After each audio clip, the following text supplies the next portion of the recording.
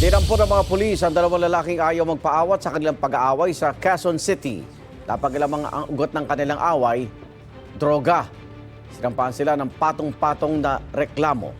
Laging una ka sa balita ni James Agustin, exclusive.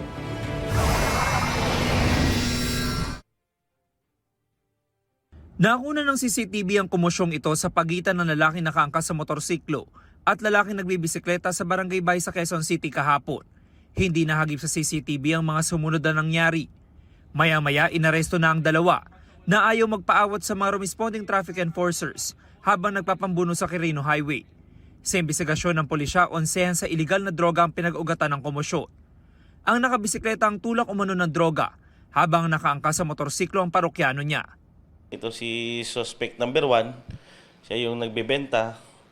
Tapos nag-meet sila dito sa isang barangay, din binayaran ni suspect number 2 ng yung agreed amount nila kapalit ng droga. So nung umalis na itong bumili si suspect number 2, ito naman si suspect number 1, binuksan niya yung nakabalot na pinangbayad. Doon, na-found out niya na yung laman pala no, hindi pera, kundi puro mga dyaryo. Nakuha ang 25 gramo ng shabu na nagkakahalaga ng 170,000 pesos.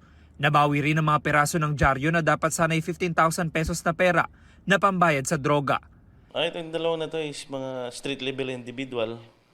So nagtutulak talaga itong mga to. May mga prior records na to sa iba-ibang kaso upon verification natin. So yung isa is nagtutulak talaga dito sa Barangay Balon Bato, yung tumatawid sa kabilang barangay. Ayon sa 24 anyos sa sospek, hindi niya alam na shabu ang daladala niya.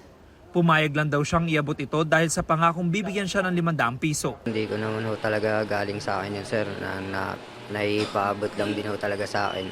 Wala rin po akong ka-idea na ganun pa rin yung laman nun, sir.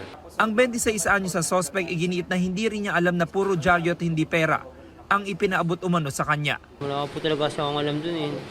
Sumama lang din po, hindi ko po, wala po akong alam. Maharap ang dalawa sa mga reklamong alarming scandal, disobedience, and resisting arrest.